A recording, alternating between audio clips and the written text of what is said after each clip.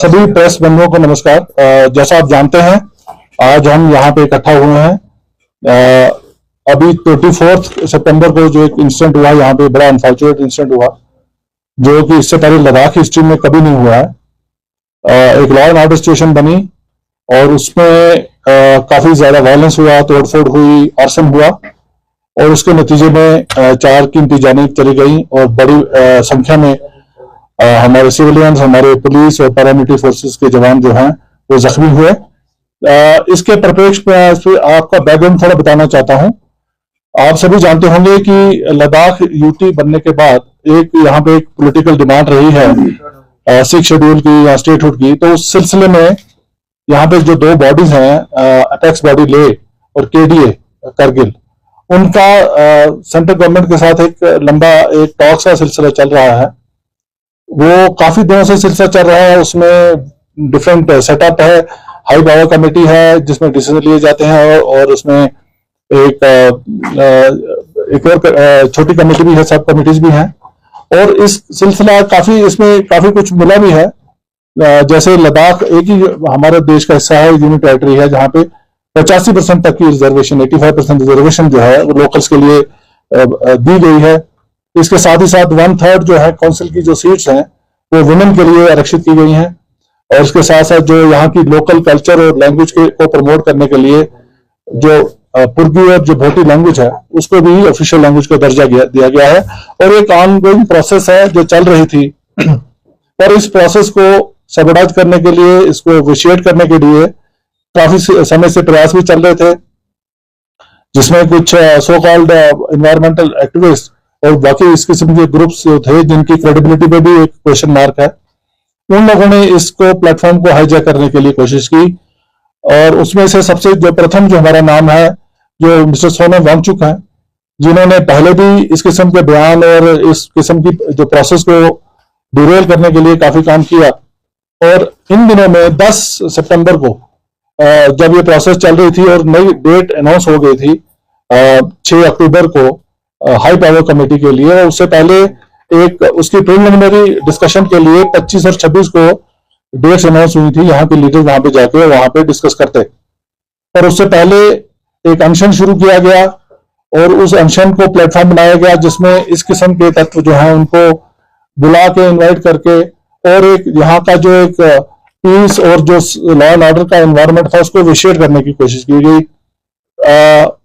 कई तरीके से समझाया भी गया इनको कि जो है इस किस्म की ऐसी कार्रवाई नहीं होनी चाहिए जिससे कि हमारे जो टॉक्स हैं वो डिरेल हों। पर फिर भी ये जो प्रोसेस, जब भूख हड़ताल जो है वो खत्म नहीं की गई और इन दिनों में run up to the talks हमने देखा कि एक उतनी इंक्रीज आई, जिस किस्म के बयान दिए गए, जिस किस्म के जो वहां पे वीडियो वायरल किए गए, जिसमें हमें लगता था कि लॉ एंड ऑर्डर को काफी खतरा है। और उसमें हमने पुलिस कार्रवाई भी की उन दिनों में। जब भी हमें लगा, हमने उसमें एफआईआर भी रजिस्टर किए। और 24 तारीख को, जबकि 25 और 26 को प्रीलिमिनरी टॉक्स ऑलरेडी प्लान थी दिल्ली में और यहाँ के जो लीडर्स थे दोनों ग्रुप्स के, वो जाने वाले थे। सरप्राइजिंगली 24 तारीख को एक बहुत बड़ा यहाँ जो ग्रुप इकट्ठे हो गए और उसमें नॉर्मल जो ग्रुप तो थे ही थे, उसके साथ ही साथ उसमें काफी एंटी सोशल एलिमेंट्स जो है वो ज्वाइन किए। और सडनली जो ये ग्रुप जो है 5-6 हजार के लोग जो हैं उन्होंने जो है मार्च किया और बाहर जो जितनी भी यहाँ की गवर्नमेंट बिल्डिंग्स हैं, एस्टेब्लिशमेंट्स हैं, पॉलिटिकल पार्टीज के ऑफिस हैं, उनको बड़े मैसिव तरीके से डैमेज किया, स्टोन पेल्टिंग की। और यहाँ पे जो हमारी फोर्सेस लगी थी, जो उन्हीं की प्रोटेक्शन के लिए लगी थी, फोर्सेस इंस्टीट्यूशंस की, और वो अंदर थी प्रेमिसेस में, उनके ऊपर अटैक किया गया। आपको वीडियो फुटेज आपने देखी होंगी। एक पॉलिटिकल पार्टी के दफ्तर को घेराव करके उसमें आग लगा दी गई, टू द एक्सटेंट की हमारे वहां पे सीआरपीएफ के जवानों की काफी बुरी तरीके से उनकी पिटाई की गई। और आज भी एक जवान जो है अभी भी एक सीरियस स्पाइनल इंजरी के साथ आर्मी हॉस्पिटल में एडमिटेड है। 3-4 और जवान उनको बड़ी मुश्किल से निकाला गया। तो उसी बिल्डिंग में हमारी 4 महिला पुलिस लद्दाख की जो थी वो फंस गई और उसको बिल्डिंग को बाहर से आग लगा दी गई। आप समझ सकते हैं कितना मैसिव एक अटैक था। और उसके बाद यही जो मॉब है और उससे भी ज्यादा बड़ा मॉब जो है यहाँ बैठे हैं इसी प्रेमिसेस में। यहाँ पे काउंसिल बिल्डिंग है, यहाँ पे जो यहाँ की सरकार है उसका हेडक्वार्टर है, उस पर अटैक किया गया, उसको आग लगा दी गई। और इसी में यहाँ पे हमारे जितने भी सारे ब्यूरोक्रेसी जो सारी इसी प्रेमिसेस में थी, इन सभी को खतरा था। और उस अटैक को जब इतने मैसिव अटैक को जब रोकने के लिए सेल्फ डिफेंस में फायरिंग का इंसिडेंट हुई, जिसमें 4 अनफॉर्चुनेट डेथ्स हुई। और इसमें जो टोटल नंबर ऑफ जो हमारे इंजर्ड है, सीवियरली इंजर्ड जो है पहले दिन ही हमारे 32 निकले, और उसके बाद में जो है काफी लोग और इंजर्ड हुए। मेरी अपनी गाड़ी जो है, मेरे पे भी अटैक हुआ, मैं लकीली सर्वाइव किया छोटी मोटी चोटों से, और हमारी गाड़ी तोड़ दी गई। इस मॉब के माहौल में 4 बजे तक हमने, ये कोई 11:30-12 बजे के करीब का वाकया जब ये वायलेंस शुरू हुई, और हमने 4 बजे तक इसको कंप्लीटली अंडर कंट्रोल लेके आ गए। और एक जो है कर्फ्यू वगैरह नाफिज किया गया, फोर्सेस लाई गई, और जो बाकी रिलीफ है उसके लिए हमने काम किया। टोटल जो इंजर्ड थे, जो सीवियरली इंजर्ड हमारे पुलिस पर्सनल थे, उसमें 17 सीआरपीएफ के थे, 15 लद्दाख पुलिस के थे। और बाद में जब हमने देखा जो माइनर इंजरीज जो बाकी डिप्लॉयमेंट थी हमारे ओवरऑल सिटी में, हमारा नंबर कोई 70-80 के करीब पहुंचा। उसी तरीके से कोई 70-80 के करीब जो है सिविलियन जो है वो इंजर्ड हुए। उसमें जो 7 जो थे वो सीरियस थे, क्रिटिकल थे। एक क्रिटिकल जो लड़की थी उसको एयरलिफ्ट करके नेक्स्ट डे डेली एडवांस जो मेडिकल अटेंशन के लिए भेजा गया। और अभी जो है 6-7 लोग जो है लद्दाख हॉस्पिटल में जो है वो है, पर वो रिकवर कर रहे हैं सारे। मैं आपकी तरफ से पूरे लद्दाख को ये मैसेज देना चाहता हूं, लद्दाख पुलिस आप ही का अंग है। मैं खुद यहाँ पे दूसरी बार पोस्टिंग कर रहा हूं, मैं लद्दाख की साइकी को जानता हूं, मैं लद्दाख की कॉन्शियस को जानता हूं। इस किस्म का जो है वायलेंस जो है लद्दाख की हिस्ट्री में पहली बार हुई है। और मुझे ये पूरा यकीन है कि लद्दाख के लोग जो हमेशा से पुलिस का साथ देते रहे हैं, एडमिनिस्ट्रेशन का साथ देते रहे हैं, ये एक वन ऑफ सिचुएशन है। और इसमें लोगों को भी जिनसे मैं मिल रहा हूं सभी इसमें शर्मिंदा है, किसी ने एंटिसिपेट नहीं किया था इस किस्म की वायलेंस होगी। और मेरा मैसेज लद्दाख के लोगों के लिए यही है, लद्दाख पुलिस आपका हिस्सा है और आपकी सुरक्षा के लिए दिन रात आपके साथ है। हमने हमारा एक अपना हिस्ट्री है, एक साझा है हमारे सेक्रीफाइस का। इसी साल हमने 3 डिफरेंट इंसिडेंट्स में 2 हमारे कांस्टेबल, एक हमारा इंस्पेक्टर शहीद हुआ है लोगों को बचाते हुए। इससे पहले हमने काफी काम किया है। इसी पिछले महीने ही जब यहाँ पे फ्लड्स आए थे और लैंडस्लाइड इशू हुए थे, दिन रात हमारी फोर्स ने काम किया। उससे पहले मार्च में सडनली जब एक यहाँ पे स्नोफॉल हो गया और हमारे को 200-300 के करीब गाड़ियां जो थी वो खरदुंगला चांगला पास के ऊपर फंस गई थी।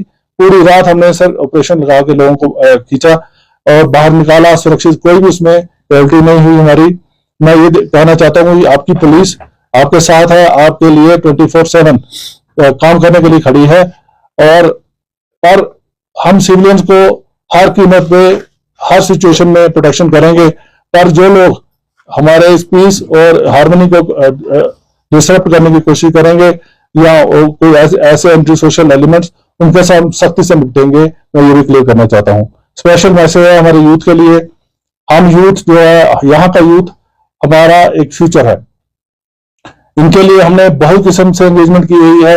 अभी पिछले 2 महीने से हम करियर काउंसलिंग के लिए पूरे लद्दाख यूटी में हमने एक प्रोसेस शुरू किया था। उसमें बढ़ चढ़ के हमारे यूथ ने हिस्सा लिया। 1800 के करीब जो है अभी पोस्ट जो है उनकी रिक्रूटमेंट की प्रोसेस चल रही है। अभी हम सब इंस्पेक्टर की पोस्ट करने वाले हैं।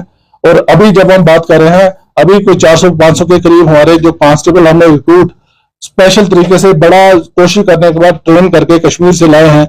उनकी पासिंग आउट का के लिए वेट कर रहे हैं। इनफैक्ट पासिंग आउट उनका कल का दिन था पासिंग आउट होने का, पर जो हमारा जो सिचुएशन बनी उसके कारण उनका पासिंग आउट डिले करना पड़ा।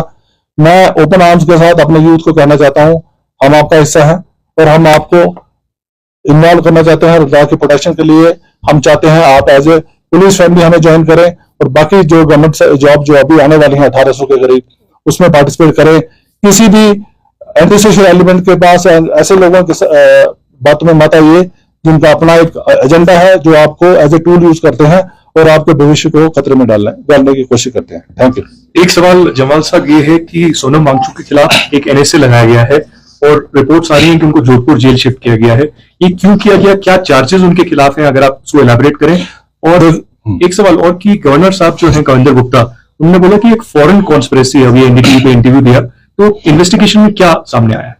देखिए, कुछ इन्वेस्टिगेशन जो हम अभी तक आपको बता सकते हैं, कुछ ऑब्वियसली हम नहीं बता पाएंगे क्योंकि उसमें एक प्रोसेस चल रही है। जो सोनम वांगचुक का है, अगर आप देखें इनका प्रोफाइल और इनकी हिस्ट्री रही है, ये सारा कुछ आपको यूट्यूब में अवेलेबल होगा। जिस किस्म से इंस्टिगेशन वाली उन्होंने बातें की हैं, अरब स्प्रिंग की बात की है, या नेपाल या बांग्लादेश या श्रीलंका की जो इंस्टिगेट करने के लिए उनका एक अपना एजेंडा है। जहां तक आपकी फॉरेन फंडिंग की बात कर रहे हैं, उसके ऊपर ऑलरेडी प्रोसेस चल रही है। FCRA की वायलेशन का कितना वहां पे है। हमने पिछले दिनों जब चलो इस प्लेटफॉर्म में बता देता हूं, हमने एक पाकिस्तान PIO भी पकड़ा था जो इनके साथ उनकी रिपोर्टिंग करके अक्रॉस भेज रहा था। उसके भी एक हमारे पास रिकॉर्ड है। हमारे पास इनकी जो विजिट्स हैं, जैसे पाकिस्तान में डॉन की इवेंट इन्होंने वहां पे जाके किया, उसके बाद बांग्लादेश में, तो ये सारा एक बहुत बड़ा क्वेश्चन मार्क है इनके ऊपर। और इसके बीच में डिफरेंट एजेंसीज जो हैं जिनका ये काम है वो ऑलरेडी इसमें इन्वेस्टिगेशन कर रही हैं और उसमें एक्शन लेंगी। मैं से इस पे और नहीं कह सकता। आपने सर एंटी नेशनल एलिमेंट्स की बात कही आपने, और जो रिपोर्ट्स तमाम निकल के आ रही थी, मैं अमृत प्रकाश हुए NI से, LG साहब ने भी उसको कोट किया कि नेपाल के कुछ एंटी सोशल एलिमेंट्स इसमें शामिल थे। अगर आप कोट कर पाए, आपके पास कोई इनपुट्स हो, कितने लोग इसमें शामिल थे जो कि विदेश से ताल्लुक रख सकते थे, क्या कोई एंटी नेशनल कॉन्स्पिरेसी यहाँ पर थी? देखिए, ये एक इन्वेस्टिगेशन का विषय है।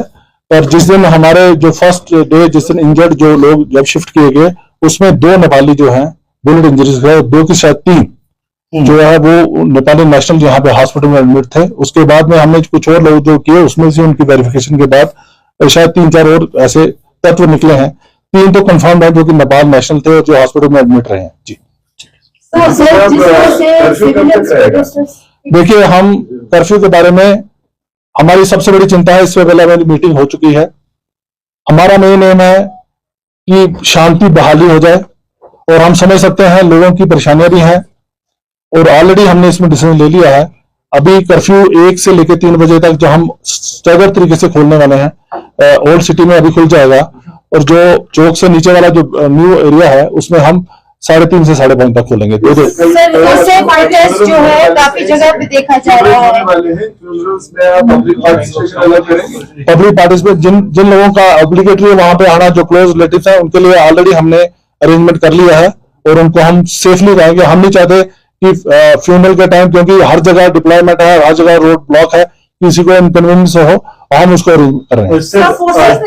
फॉलो किया before firing on the use, क्योंकि बुलेट मार्क से 4 का डेथ हुआ है सब, तो SOP फॉलो किया कि नहीं किया? मैं आपको बता रहा हूँ, SOP जो सेल्फ डिफेंस है, जो आपकी लाइफ और प्रॉपर्टी और सेल्फ डिफेंस जो हमारा मेन चार्टर है, उसको डिफेंड करने के लिए in the right of self defence जो है फायरिंग की जा सकती है, और वही कारण था जब फायरिंग हुई है।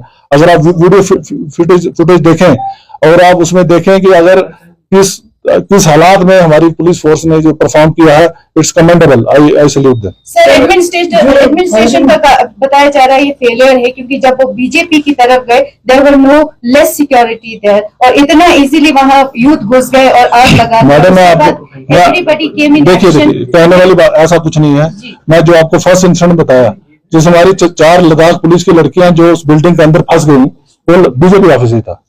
उसी ऑफिस में जिसको आग लगा के और जिसको हमने बड़ी मुश्किल से रिट्रीव किया, और जो हमारे पुलिस CRP के ऑफिसर हैं जो अभी भी एक स्पाइनल इंजरी के साथ इमोबाइल होके आर्मी हॉस्पिटल में पड़े हुए हैं। ये वहीं की सिचुएशन है। सर, अभी तक इस मामले को लेकर कितनी FIRs रजिस्टर्ड हुई हैं, कितनी गिरफ्तारियां हुई, और क्या गिरफ्तारियों में कोई फॉरेन नेशनल या लद्दाख के बाहर का कोई इंडिविजुअल है?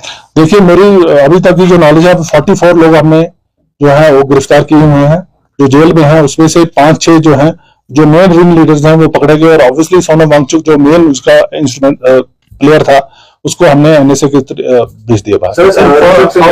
सोनम वांगचुक के पीछे क्या पाकिस्तान से भी जुड़े तत्व हो सकते हैं जो देश में अस्थिरता पैदा करते हैं? देखिए, सारा मीडिया में सबको पता है उनकी डॉन की जो इवेंट और जो पाकिस्तान में उन्होंने बयान दिए हैं, और खासकर मैंने एक और इंसिडेंट बताया जिसमें एक पाकिस्तान PIO जो है यहाँ से, जिन्होंने अक्रॉस हमने देखा, जिन्होंने वो जो वीडियो भेजने वाले, और उनके जो बाकी लिंक्स हैं, जो फॉरेन फंडिंग है, एक बड़ा इन्वेस्टिगेशन का विषय है और उसमें काम चल रहा है। सर, क्योंकि लद्दाख को जैसे आपने बताया कि किस तरह से पुलिस, आर्मी और लोकल्स का रिश्ता रहता है, और इसमें सभी नेशनल मीडिया लद्दाख को एक एंटी नेशनल के रूप में अभी जितने भी न्यूज़ेस है वहां चला है। वो फुटेज क्यों नहीं दिया गया सर, जहां पे वो इंडियन फ्लैग लेके हाथ में लेके और जो अंबेडकर का पोर्ट्रेट है, जो वहाँ इस बकुला रिम्पोचे जी का पोर्ट्रेट वहां से निकाला गया है और बहुत प्राउडली भारत माता की जय के नारा लगा के वो निकल रहे थे। तो वाई मैडम पुलिस का काम फुटेज बांटना या एक इंटरनेशनल का एक वो मैडम आप मेरी बात सुन लीजिए।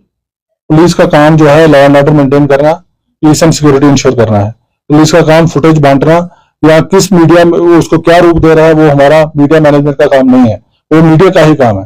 तो ये आप अपना ड्यूटी जिस हिसाब से करेंगे, आप जैसा उसको पोर्ट्रे करेंगे वही करेंगे। सर आप बता सकते हैं ना कि यू कैन ब्रीफ मैं हमारे लिए सबसे इम्पोर्टेंट काम है, आपको पता नहीं हमारी फोर्स 4 दिन से सोई नहीं है, आपको ये शायद पता नहीं है। और हमारा मेन काम है कि कानून व्यवस्था जो है वो इंटैक्ट रहे, हम उसी में लगे। सर बीते हुए दिनों में जितना सीआरपी लद्दाख में डेवलपमेंट किया उसकी वजह से लोगों ने, आपने सुना होगा अंचल में आपका इंटेलिजेंस होगा तो उन्होंने फीडबैक दिया होगा कि उसकी वजह से काफी फ्रस्ट्रेशन था अपने वाला उस समय कि वो मॉनेस्ट्री में चोरियां हो रहा है, इसकी चोरी पकड़ने के लिए लाए हैं। This was the statement given by the madam, मेरी एक रिक्वेस्ट है सभी से, अब सोसाइटी में फंडामेंटल राइट्स और फंडामेंटल ड्यूटी साथ साथ चलती हैं। अगर आप लद्दाख पुलिस की हम कह रहे हैं we are stretched to the limit, आपकी मॉनेस्ट्रीज के बारे में एक ऑलरेडी हमने प्लान बनाया हुआ है, उसमें हम अपने खर्चे से सीसीटीवी लगवा रहे हैं और वहां पे आदमी दिए हैं। ये कम्युनिटी का एसेट है, मोनेस्ट्री जो है कम्युनिटी की है। आप कम्युनिटी के लोगों का भी उसमें बनता है कि कम से कम एक रिप्रेजेंटेटिव जो है वो आप वहां पे रहे और उनका जो ट्रेजर जो आपके पुराने डॉक्यूमेंट्स हैं या पुराना जो खजाना है उसकी रक्षा करे। ये तो आप लोगों का मेन काम है, हम उसमें असेस कर सकते हैं पर हम आपका वो पूरा क्लेम नहीं कर सकते, हमारा काम और भी है। एपेक्स बॉडी ले ने एक प्रेस कॉन्फ्रेंस करी थी और उसमें बड़े सीरियस एलिगेशंस लगाए एडमिनिस्ट्रेशन पे और पुलिस पे। उन्होंने कहा कि आपने की फायरिंग की जरूरत नहीं थी, इनडिस्क्रिमिनेट फायरिंग पुलिस और सीआरपीएफ ने करी। फिर उन्होंने ये भी एलिगेशन लगाया कि जिस तरह से सीआरपीएफ पिछले कुछ दिनों में लाई गई है, ऐसा लगता है कि ये इस प्लान के तहत लाई गई थी कि इनके एजिटेशन को खत्म किया जा सके। अब एक minute, there is a contradiction what you are saying. CRPF अगर उस दिन यहां नहीं होती ये पूरा ले टाउन जल जाता, मैं आपको ये पूरे आपको मैं कॉन्फिडेंस से कह रहा हूं, ठीक है। और हमें कोई शौक नहीं है कि हम यहाँ पे अपने अननेसेसरी फोर्स लाएं। फोर्स को लाना एक बहुत बड़ा एक इसमें एक प्रोसेस इन्वॉल्व होती है। फोर्स ऐसे नहीं है कि आपको ऐसे मिल जाएगी, एक फोर्स का लॉजिस्टिक मूव करने में बड़े एंगल्स होते हैं, बड़ी रिक्वायरमेंट्स होती हैं, उनका लॉजिस्टिक का देखना, उनको ठहराना। हम नहीं चाहते यहाँ पे फोर्स हो, हम तो चाहते हैं पीस प्रिवेल करे, अमन आए। पर अमन तभी आएगा जब एक सिटीजन जो है अपनी रिस्पॉन्सिबिलिटी पूरी समझेंगे। कोई भी एक ग्रुप जो है इस किस्म से एक फोर्स जो कि एक इंफ्रास्ट्रक्चर के अंदर खड़ी है, डिफेंड कर रही है उसको, और उसको जलाने के लिए आएगी तो आप क्या चाहते हैं, क्या हो फोर्स मर जाए? वो नहीं पॉसिबल है ना, ह्यूमन लाइफ सबकी है। तो अगर या तो आप किसी को आपको प्रोटेस्ट को उठाने के लिए या क्लियर करने के लिए बात हो, ये तो वो सिचुएशन थी जहां पे हमारी गाड़ियां जो हम एक इंस्टीट्यूशन को प्रोटेक्ट कर रहे थे, बाहर से जो आपके इस असामाजिक तत्व आके वहां पे अटैक कर रहे हैं और उनके ऊपर आगजनी कर रहे हैं, सारा कर रहे हैं। आपने फुटेज में देखा होगा सर, जिस तरह आपने बताया सीआरपीएफ ने सेफ्टी रीजन दिया आपने कि उन्होंने फायरिंग इसीलिए किया, क्या आप बता सकते हैं कि फायरिंग जो प्रोटेस्टर ने किया, क्या उन्होंने कोई एम्यूनिशन, क्या उन्होंने ऐसे कोई फायर ऐसा पिस्तौल लिया था कि इस वजह से सीआरपीएफ को गोली चलाना पड़ा? आपने फुटेज देखी, आपने फुटेज चेस्ट और हेड पे एसओपी फॉलो किया, एसओपी ही है। मेरी बात सुनिए, आप ये देखिए, लाइफ एंड प्रॉपर्टी जो नेशन की प्रॉपर्टी है और ह्यूमन लाइफ इनोसेंट की, क्या आप सीएससी के जितने एम्प्लॉइज वहां पे थे या जितनी ब्यूरोक्रेसी है, क्या आप चाहते सब जल के मर जाते? ये नहीं चाहते ना आप। तो एसओपी जो होती है वो आपको उस कंटेक्स्ट में देखिए। हम फोर्स अगर अंदर खड़ी है किसी को प्रोटेक्ट करने में, किसी को क्या लिबर्टी है कि उसको फोर्स पे आके अटैक करे? अगर आपने कोई आपका डेमोक्रेटिक एक्सप्रेशन है उसको पीसफुल तरीके से करिए, जो कि आप हमेशा करते हैं। तो जब आप खुद ही देख रहे हैं कि इतना पथराव करके, इतना आगजनी करके, उनका एम यही था एनार्की क्रिएट करना, और उस एनार्की को क्रिएट करने का हमारा जो मेन काम है। सर लद्दाख में फॉरेनर टूरिस्ट बहुत आते हैं तो उन्हें पैंगॉन्ग के लिए परमिशन नहीं दे रहे हैं, क्या वजह है? सर ये एडमिनिस्ट्रेटिव ये छोटी मोटी चीजें जो हैं ये बाद में रखेंगे, हमारा आज तक का जो था इसी एनी इंटेलिजेंस कि ऐसा कुछ हो सकता है? क्योंकि अभी तक तो पीसफुली यहाँ पे सब कुछ चला था और अचानक से ऐसा violence came as a surprise to everybody. तो क्या आपके पास कोई भी इंटेलिजेंस था कि कुछ ऐसे असामाजिक तत्व जो हैं वो इसमें शामिल हो सकते हैं, कुछ हो सकता है? और फिर अगर ऐसा था या तो आप यूज करके क्या मतलब देखिए, इंटेलिजेंस थी तो तभी तो हमने डिप्लॉयमेंट की थी। अगर इंटेलिजेंस ना हो, हमें पता ना होता तो हम ऐसा तो नहीं होता कि नहीं करते। तो हमारा जो है पुलिस का अरेंजमेंट जो होता है, डिप्लॉयमेंट होता है, इंटेलिजेंस बेस्ड होता है। एक छोटा सा सवाल, एक छोटा सा सवाल, क्या आप पूछ लिया, आप सर, जो आपने पाकिस्तानी जो पीआईओ की बात की, जो अरेस्ट हुआ सर, वो यहाँ से वीडियोस भेजा रहा था और सोनम वांगचुक के कांटेक्ट में था। सर, क्या उस कन्वर्सेशन या इन्वेस्टिगेशन में ऐसा कुछ पता चला कि पाकिस्तान से इंस्ट्रक्शन आ रही थी? ये इसके ऊपर अभी हमारा काम चल रहा है, अभी स्टेज पे हम नहीं बता रहे। Thank you.